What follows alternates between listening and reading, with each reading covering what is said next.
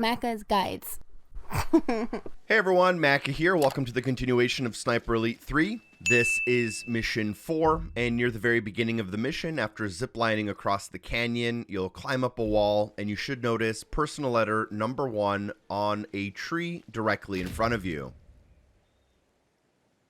Additionally, from this location, we can grab 2 of our Stone Eagles, starting off with Stone Eagle number 2, a reminder that they're listed out of order based on the in-game tracker. Basically, behind you from the direction you ziplined, you should be able to find a Stone Eagle sitting on top of what looks like a castle spire. While you're here, you can also grab your next Stone Eagle by looking at the far dam off in the distance, the one that's destroyed. And if you follow that all the way down to the bottom where all of the metal meets the other metal, you'll notice that right in the middle, you should be able to find your Stone Eagle. Just make sure it's not hidden behind some of the wooden boxes on the train tracks in the middle. You can actually even get the kill lists from all the way over here, but we're going to save it for later as it's hard to describe what's going on from this far away.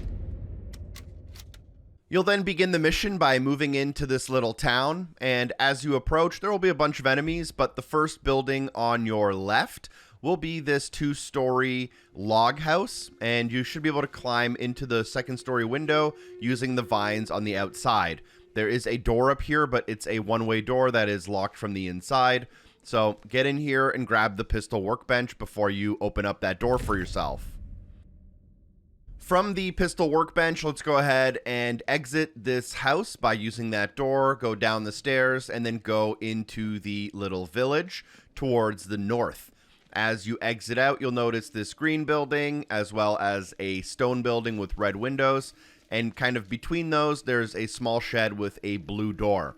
Go ahead and pick the lock or break it open, heading inside to find personal letter number 3 on the right side.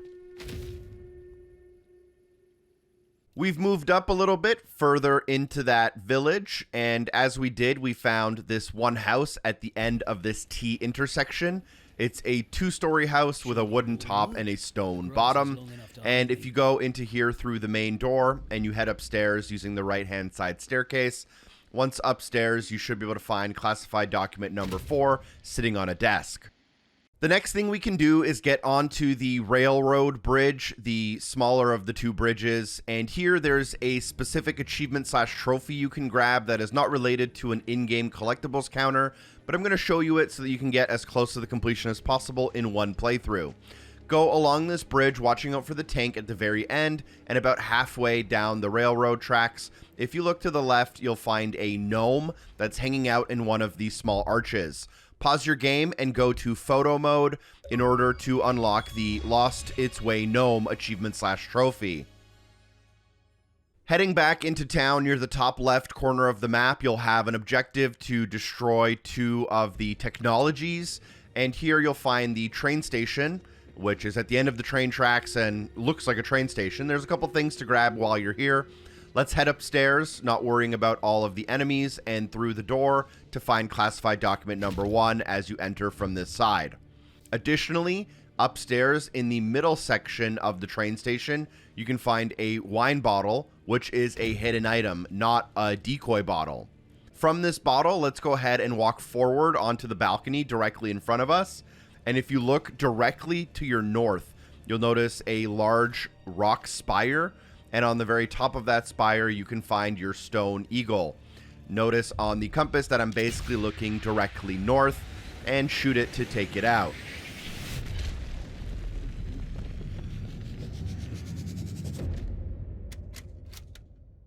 Last but not least, while in this train station area, let's go ahead and head to the west. And if you jump out the window, you'll find the piece of technology you have to destroy here. And I've already destroyed it, which is why my objective is at 1 out of 2. But just past that, kind of at the very end of the train tracks, you'll notice that there is a fence with a door, and you can pick the lock to get inside, finding a ladder. Follow that ladder to a walkway that leads underground, where you can find an SMG Workbench.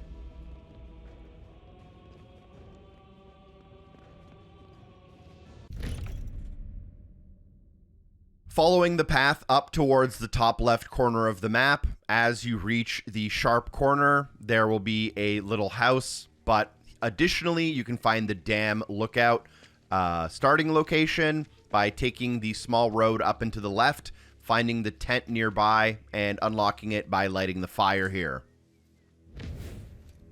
From here, you can head back down and find the technology objective, which is located kind of in the back courtyard of this house. It's one of our main objectives, so you shouldn't really miss it. Before or after you destroy the technology, make sure you grab the classified documents on the desk nearby.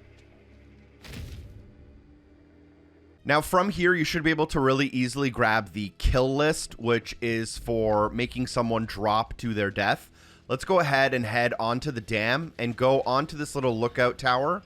And here, if you look to the bottom floor of the dam, use your binoculars to mark everyone until you find the kill target, which should be sitting on this scaffolding. He does walk back and forth a little bit, but just line up your shot and shoot the scaffolding from underneath them to cause them to fall and complete the kill list challenge.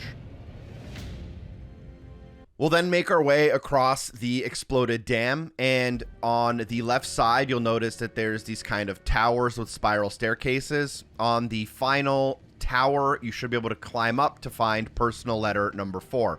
It'll be on your left side as you move down. And then there's also a zip line here, so let's go ahead and take that zip line into the power station at the end of the dam. There's a couple of things to grab here. Let's go ahead and start out by going into the building through this back door. Look to the right-hand side to find classified document before you make your way a little bit deeper into this building. From here, let's go ahead and stay on this floor and go through the door that heads even further down, taking a left-hand turn to find our optional objective, as well as some enemies. And in here, on the left side, you should notice a door. And if you come through this door, you should be able to find your rifle workbench. Additionally, you should be able to find the satchel charges that you can use to complete your optional objective while you're here. From that workbench, we can also find the power station starting location. Make sure you grab the optional objective, but when you're ready to leave, leave out the door nearest the rifle workbench, and then you can just loop around, hook around to the left, up the small staircase, keeping an eye on the right to find a door that leads next to a kind of power pole, and here you can find the power station. Then personal letter number 2 can be found if you follow this road. There's a small little outpost right as the fog of war begins on the in-game map, and when you're here, there are a few enemies, but head into the small hut at the top in order to find the letter. We've then followed that road to the last section of the map, which is to find all of the intels, and most of them are located inside of this building. So let's go ahead and start by heading into the building from this entrance here and head upstairs. And upstairs in the middle hallway, you should be able to find a door that leads to classified document number 3.